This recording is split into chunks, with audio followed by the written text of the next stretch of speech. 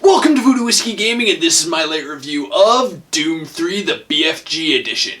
I played it on the PS4. It's also available on the Xbox One, Xbox 360, PS3, Nintendo Switch, and PC. So let's start with the story. You play as a nameless Marine who, basically it's your first day on Mars, working at the UAC facility. You're sent to go check on a missing scientist, and it turns out that there's some freaky shit going on, and it kicks off right when you find him, and demons and zombies and all sorts of weird, creepy, bad juju starts going on. Specifically, there is a scientist who is like super in league with hell and the demons and all of that. Then there's kind of a side story going on with like a UAC representative and his own personal security trying to stop some of this craziness. You're working with the Marines, obviously. But the story itself really kind of plays second fiddle to everything else in this game. As for the audio, the voiceover work is pretty good. It's not phenomenal. There were definitely a few times where I was like, that could have been a bit better. But overall, it worked well with what was going on in the game. As for the audio is very good in this game. From the music to the sound effects, they are both fantastic. They really help build the atmosphere, and they help accentuate the action moments when the action moments are going on, and just in general, the environment. The gun sound effects are not necessarily realistic, and they don't need to be because you're using crazy future weapons, future handguns, future shotguns, etc. Even some plasma-based weapons. I will say the creatures, I think the sound effects work well for the creatures, their snarls and their growls and just their other weird different noises that they will make.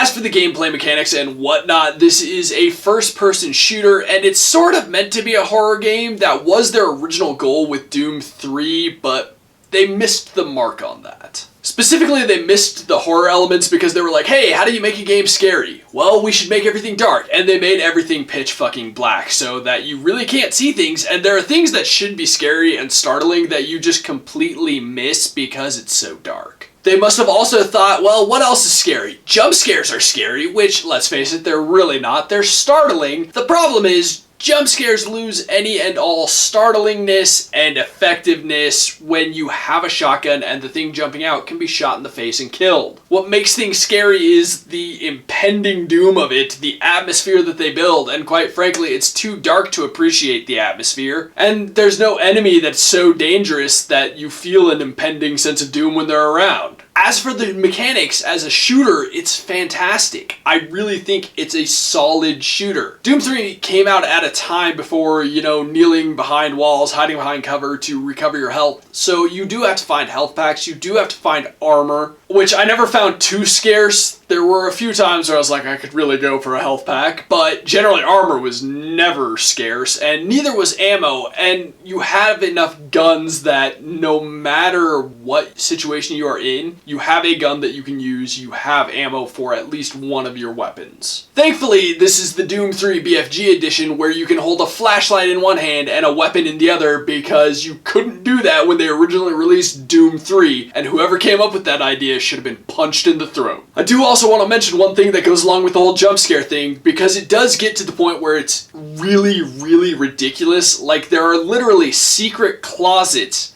hidden throughout every level, and there's dozens upon dozens of these just to hide an enemy in so that they can pop out and attack you. It gets really old and played out, and it plays into my whole theory that, not everything is a good horror game, and some games are just killing horror, and this was one of them. This was kind of like how there are just too many horror movies that are just purely based around jump scares now, and this was the equivalent of that. As for the controls, I think the controls are very good. They do take a little bit of getting used to because, most modern controls have pretty well standardized for first-person shooters. And I would say the weirdest thing for me was having to use the L1 and R1 buttons to switch weapons. That was a little weird and difficult to get used to at first. But once I adapted to it, I didn't have any problems. Quite frankly, as for the aiming and the movement, the controls are really good. They're actually really solid, and they hold up well today. There's a bunch of older games where trying to play them today, the controls just don't work or other things don't work well. That is absolutely not the case with Doom 3's controls. Okay, so let's get into the graphics, which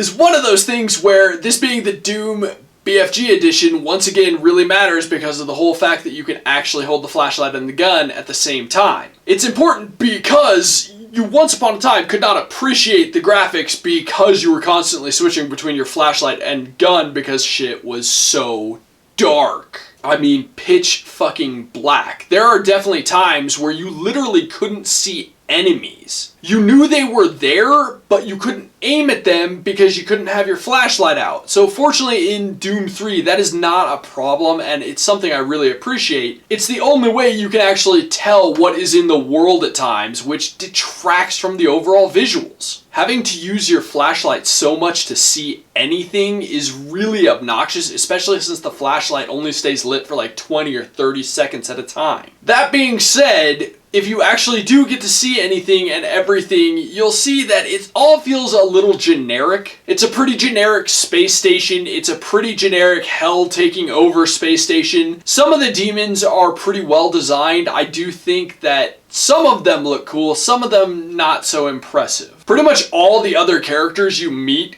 could be mannequins. The amount of detail in this game is, oof. Graphically, this is one of those games where it was like, at the time, it looked phenomenal, and it just doesn't hold up today. And that's specifically because, you know, it was trying to be hyper-realistic for the time, but by today's standards, that hyper-realism looks awful. They look like mannequins. The world itself just doesn't feel as inspired as it could be, and just overall, it doesn't feel as impressive as it once did. So to wrap this up, I will say overall, I'm going to recommend this because it's a solid shooter and it's actually fun to replay, but if you can't stomach old graphics, this one's gonna be rough. Or if you're looking for a true horror experience, don't look at Doom 3 for that, because it's not. It's a bunch of jump scares that stop being scary when you can kill everything jumping out at you. I will say though, I recommend it because it's a solid shooter and it's only $10 for download and you get Doom 3 as well as all the DLC for it. It's a good value for a good shooter. The mechanics do hold up. I will say it's nowhere near as fast-paced as the most recent Doom, and I'm sure Doom Eternal will be, but it's still a fun and solid shooter. Okay, so in the comments down below, why don't you tell me, did you play Doom 3 back when it came out? Did you have a PC that could run it back when it came out? And as always, thanks for watching. If you enjoyed the video, please hit that like button, and if you like what I'm doing in general, share or subscribe. Have a good one.